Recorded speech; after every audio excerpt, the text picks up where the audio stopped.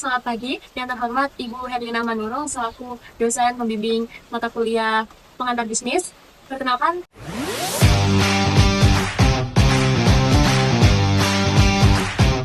ini saya akan menjelaskan studi kasus yang menceritakan tentang analisis keunggulan kompetitif tersebar di tengah persaingan retail modern.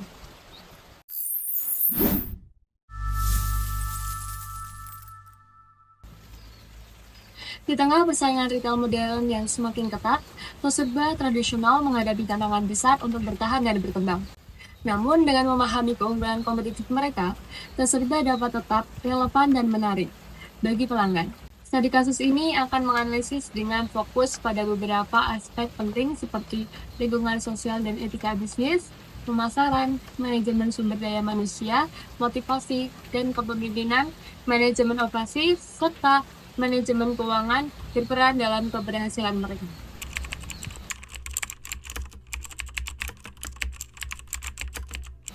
Yang pertama, lingkungan sosial dan etika bisnis. Lingkungan sosial memiliki pengaruh besar terhadap strategi bisnis Toshiba. Dengan memahami kebutuhan masyarakat setempat, Toshiba dapat menawarkan produk yang relevan dan berkontribusi pada komunitasnya. Mereka mulai menerapkan kebijakan ramah lingkungan seperti mengurangi penggunaan plastik dengan menawarkan kantong belanja daur ulang, menyumbangkan sebagian keuntungan untuk kegiatan sosial. Selanjutnya, dalam etika bisnis, Toshiba memastikan bahwa produk yang dijual memenuhi standar kualitas dan keamanan. Selain itu, perusahaan juga harus berkomitmen untuk tidak melakukan praktik bisnis yang merugikan konsumen seperti penipuan harga atau menjual produk kadaluarsa. Praktik etis ini tidak hanya meningkatkan kepercayaan pelanggan, tetapi juga mendukung keberlanjutan usaha jangka panjang. Namun, tantangan muncul ketika konsumen merasa harga produk lokal lebih mahal dibandingkan produk impor. Lalu, bagaimana cara Toshiba untuk menyeimbangkan keuntungan dan tanggung jawab sosial? Di sini, saya akan memberikan rekomendasi untuk mengatasi tantangan tersebut, yaitu dengan membuat program loyalitas yang memberikan insentif tambahan saat membeli produk lokal. Penerapannya dengan membuat skema poin khusus produk lokal, konsumen mendapatkan poin lebih banyak, misal 2 hingga 3 kali lipat saat membeli produk lokal. Poin dapat ditukar dengan produk gratis atau voucher belanja. Selain itu, untuk meningkatkan daya tarik produk lokal, Toshiba dapat mengadakan promosi bertema Cinta Produk Lokal yang mengedukasi konsumen tentang manfaat membeli produk dalam negeri dan dampaknya terhadap perekonomian lokal. Yang kedua, pemasaran, hubungan dengan pelanggan. Toshiba menerapkan strategi pemasaran yang berfokus pada hubungan baik dengan pelanggan. Melalui program loyalitas dan layanan pelanggan yang responsif, mereka berusaha meningkatkan kepuasan dan retensi pelanggan. Namun, beberapa pelanggan mengeluhkan kurangnya personalisasi dalam penawaran promosi, sehingga merasa tidak mendapatkan manfaat maksimal. Bagaimana strategi meningkatkan kepuasan pelanggan melalui hubungan yang lebih personal? Solusi yang saya tawarkan adalah pendekatan personalisasi komunikasi dan promosi. Implementasinya adalah kirim penawaran khusus yang sesuai dengan minat dan kebutuhan individual, buat email atau pesan WhatsApp yang berisi rekomendasi produk berbasis riwayat pembelian. Sediakan opsi preferensi komunikasi yang dapat dipilih pelanggan semacam frekuensi atau jenis promosi. Solusi kedua adalah menggunakan data pelanggan untuk memberikan penawaran yang lebih relevan dan disesuaikan dengan preferensi mereka. Toshiba bisa menggunakan teknologi berbasis big data untuk mengumpulkan informasi mengenai riwayat pembelian pelanggan dan preferensi produk mereka. Berdasarkan data ini, perusahaan dapat mengirimkan penawaran khusus yang relevan dengan minat masing-masing. Misalnya, jika seseorang pelanggan sering membeli produk organik, mereka dapat diberi penawaran khusus untuk produk serupa yang lebih baru atau diskon khusus. Yang ketiga, pemasaran. Pemasaran yang efektif adalah kunci keunggulan kompetitif. Strategi promosi Toshiba menawarkan diskon besar pada hari-hari tertentu. Promosi menjadi salah satu alat penting dalam menarik perhatian konsumen. Namun, banyak pelanggan merasa promosi tidak cukup menjangkau generasi muda yang lebih sering berbelanja online. Apa saja langkah promotif inovatif yang dapat dilakukan untuk menarik generasi muda? Solusinya adalah memulai untuk digital marketing dengan menciptakan konten berbentuk video pendek yang menarik di platform populer seperti TikTok, Instagram, dan YouTube. Misalnya, mereka bisa membuat tantangan atau kampanye promosi yang memicu partisipasi konsumen secara langsung. Kampanye ini dapat berfokus pada keberlanjutan produk lokal atau promosi eksklusif yang hanya tersedia secara online. Kembangkan challenge atau trend yang mendorong partisipasi generasi muda. Dengan cara ini, Toserba dapat meningkatkan daya tarik mereka bagi konsumen yang lebih muda dan lebih melek teknologi. Yang keempat adalah manajemen sumber daya manusia atau SDM. Manajemen sumber daya manusia di Toserba berfokus pada pengembangan karyawan melalui pelatihan dan peningkatan keterampilan. Motivasi dan kepemimpinan yang baik di antara manajer sangat penting untuk menciptakan lingkungan kerja yang produktif. Karyawan yang terlatih dengan baik akan memberikan pelayanan yang lebih baik kepada pelanggan, sehingga meningkatkan kepuasan konsumen. Oleh karena itu, investasi dalam pelatihan dan pengembangan keterampilan karyawan sangat penting. Toserba perlu memiliki program pelatihan yang tidak hanya melibatkan keterampilan teknis, tetapi juga keterampilan interpersonal untuk meningkatkan interaksi mereka dengan pelanggan. Namun, beberapa karyawan mengeluhkan beban kerja yang tidak merata, sehingga menciptakan ketidakpuasan di tempat kerja. Ketidakmerataan beban kerja ini bisa disebabkan oleh berbagai faktor mulai dari pengolahan jadwal yang buruk hingga kurangnya komunikasi antara manajer dan karyawan. Hal ini bisa menyebabkan karyawan merasa tidak dihargai atau tertekan dengan tuntutan kerja yang tidak seimbang. Bagaimana manajemen dapat memastikan distribusi tugas yang adil dan meningkatkan kepuasan kerja? Solusi untuk mengatasi permasalahan tersebut yaitu dengan manajemen komunikasi terbuka. Dengan cara mengadakan pertemuan rutin untuk diskusi beban kerja, Manajer bisa mendapatkan gambaran lebih jelas tentang tantangan yang dihadapi oleh masing-masing karyawan. melibatkan karyawan dalam pengambilan keputusan, Terkait pembagian tugas dan jadwal kerja dapat meningkatkan rasa memiliki dan membuat mereka merasa lebih dihargai. dan bangun budaya saling mendukung. Dengan cara ini, beban kerja dapat didistribusikan lebih adil dan kepuasan kerja karyawan pun dapat meningkat. Selanjutnya, yang kelima, motivasi dan kepemimpinan. Motivasi adalah elemen fundamental dalam menciptakan lingkungan kerja yang produktif. Di Toserba, motivasi karyawan menjadi kunci untuk meningkatkan produktivitas dan memberikan pelayanan terbaik kepada pelanggan. Namun, motivasi karyawan tidak hanya dipengaruhi oleh insentif finansial semata, tetapi juga oleh hubungan interpersonal yang dibangun di tempat kerja, pengakuan atas hasil kerja mereka, dan rasa memiliki terhadap perusahaan. Kepemimpinan di Toserba lebih bersifat hierarkis. Pemimpin selalu melibatkan manajer dan karyawan senior dalam pengambilan keputusan strategis. Pemilik selalu berusaha menginspirasi timnya untuk memberikan yang terbaik. Gaya kepemimpinan ini cocok untuk struktur organisasi yang stabil dan sederhana. Namun, generasi muda di perusahaan ini menginginkan pendekatan yang lebih eksklusif dan kolaboratif.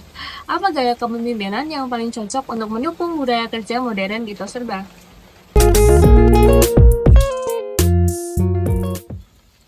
Saya merekomendasikan gaya kepemimpinan transformasional yang kolaboratif dan inklusif. Dengan menciptakan visi bersama, Pemimpin transformasional tidak hanya memberikan arahan, tetapi juga berperan sebagai inspirasi dan mentor bagi timnya. mendorong pengembangan potensi individual dan menambah rasa empati, integritas, serta semangat kolaborasi. Implementasinya adalah mengadakan sesi diskusi terbuka di mana karyawan dari berbagai level dapat menyampaikan ide dan masukan mereka. Yang kedua, mendorong inovasi dengan memberikan penghargaan atas ide-ide baru yang bermanfaat bagi perusahaan. Yang ketiga, memprioritaskan pengembangan potensi karyawan seperti dengan menyediakan program pelatihan yang mendukung pengembangan keterampilan individu. Dengan mengadopsi pendekatan ini, Toserba tidak hanya akan mampu menarik dan mempertahankan generasi muda yang berpotensi, tetapi juga menciptakan budaya kerja yang inklusif dan dinamis. Hal ini pada akhirnya akan meningkatkan kinerja perusahaan secara keseluruhan, karena karyawan yang merasa termotivasi dan didukung akan lebih loyal dan produktif. Selanjutnya yang keenam, manajemen operasi. Manajemen operasi menjadi salah satu pilar utama dalam menjaga kelangsungan bisnis tos serba. Operasi yang efisien tidak hanya memastikan ketersediaan produk di rak, tetapi juga mempengaruhi kepuasan pelanggan dan profitabilitas perusahaan. Serba menghadapi tantangan dalam mengelola stok produk, terutama barang yang memiliki masa simpan singkat. Seperti bahan makanan segar dan produk rumah tangga. Hal ini menyebabkan kerugian akibat produk yang kadaluarsa. Hal ini tidak hanya menyebabkan kerugian finansial, tetapi juga menurunkan kepercayaan pelanggan jika mereka menemukan produk yang mendekati tanggal kadaluarsa di rak. Lalu bagaimana strategi manajemen inventory yang dapat diterapkan untuk mengurangi pemborosan? Untuk mengurangi pemborosan dan mengoptimalkan manajemen inventory, Tos Serba dapat menerapkan strategi manajemen stock just in time atau JIT dengan mengembangkan sistem pemesanan fleksibel, mengurangi kuantitas stok produk dengan masa simpan singkat. Untuk menerapkan strategi ini, Tos Serba perlu menjalin hubungan erat dengan pemasok lokal agar pengiriman barang dapat dilakukan secara cepat dan fleksibel. Sistem ini juga memerlukan teknologi yang memantau permintaan pelanggan secara real-time agar pemesanan dapat disesuaikan. Atau dengan menerapkan sistem rotasi stok FIFO, first in, first out, di mana produk yang pertama masuk, pertama keluar. Prioritaskan penjualan produk yang lebih dulu datang untuk mencegah penumpukan produk lama. Tos Serba juga dapat memasang label tanggal masuk pada setiap produk untuk memudahkan manajer stok dalam mengelola inventory. Selain strategi manual, Tos Serba dapat mengadopsi teknologi seperti sistem manajemen gudang berbasis software atau WMS untuk memantau dan mengelola stok secara otomatis. Teknologi ini memungkinkan analisis data secara mendalam, termasuk tren permintaan pelanggan, sehingga perusahaan dapat memprediksi kebutuhan stok dengan lebih akurat. Dengan menerapkan strategi manajemen operasi yang efisien, Tos Serba tidak hanya akan mengurangi pemborosan, tetapi juga meningkatkan profitabilitas secara keseluruhan. Operasi yang efisien juga menciptakan pengalaman belanja yang lebih baik bagi pelanggan, karena mereka dapat menemukan produk yang mereka butuhkan tanpa khawatir akan kualitasnya. Selanjutnya, yang terakhir, pendanaan perusahaan. Pendanaan menjadi aspek krusial bagi pertumbuhan Tos Serba. Mereka mencari sumber pendanaan dari berbagai saluran seperti pinjaman bank dan investor swasta untuk mendukung ekspansi usaha dan pengembangan produk baru untuk ekspansi. Kebutuhan pendanaan tidak hanya untuk menopang operasional sehari-hari, tetapi juga untuk mengembangkan produk baru, memperluas jaringan toko, dan berinvestasi dalam teknologi. Pilihan sumber pendanaan yang tepat akan menentukan sejauh mana perusahaan dapat mencapai tujuan strategisnya. Tos Serba sedang mempertimbangkan opsi pendanaan seperti pinjaman bank, kemitraan dengan investor, atau menerbitkan obligasi. Apa kelebihan dan kekurangan dari masing-masing opsi pendanaan tersebut? Pinjaman bank, kelebihannya yaitu mudah direncanakan, pembayaran cicilan tetap serta tidak mengubah struktur kepemilikan. Kekurangannya sendiri yaitu persyaratan yang ketat, membutuhkan jaminan atau agunan, beban bunga berkelanjutan, serta proses administrasi yang panjang. Kemitraan investor, kelebihannya tambahan modal tanpa beban bunga, akses jaringan manajemen, serta potensi ekspansif cepat. Namun, kemitraan investor memiliki kekurangan yaitu kehilangan sebagian kontrol kepemilikan, potensi pemilik kepentingan, serta pembagian keuntungan. Penerbitan obligasi, kelebihan sumber pendanaan jangka panjang, potensi bunga lebih rendah, serta tidak mengubah struktur kepemimpinan. Kekurangannya adalah biaya penerbitan tinggi, resiko gagal bayar, serta dampak pada reputasi finansial. Lalu, langkah apa yang seharusnya diambil oleh Tos Serba? Tos Serba sebaiknya mengadopsi strategi pendanaan hybrid yang menggabungkan beberapa sumber pendanaan untuk meminimalkan risiko. Tahap awal mengombinasikan beberapa sumber pendanaan, mulai dengan pinjaman bank dan pertimbangan investor strategis, serta kembangkan rencana bisnis komprehensif. Sementara, kemitraan dengan investor dapat digunakan untuk proyek ekspansi besar. Untuk pendanaan jangka panjang, penerbitan obligasi dapat menjadi opsi setelah perusahaan memiliki opsi keuangan yang lebih stabil. Strategi ini memberikan fleksibilitas yang lebih besar dalam pengelolaan keuangan dan memastikan bahwa Tos Serba memiliki cukup dana untuk mendukung pertumbuhan bisnis tanpa terlalu bergantung pada satu sumber pendanaan. Kuncinya adalah keseimbangan antara kebutuhan modal, resiko, dan potensi pertumbuhan. Tos Serba menghadapi tantangan di berbagai bidang, tetapi peluang tetap terbuka. Dengan inovasi, efisiensi, dan keberlanjutan, Toserba dapat memperkuat posisi di pasar lokal. Strategi holistik yang mencakup semua aspek operasional, mulai dari pemasaran hingga pendanaan adalah kunci keberhasilan mereka. Sekian yang bisa saya sampaikan. Apabila ada kata-kata yang salah mohon dimaafkan.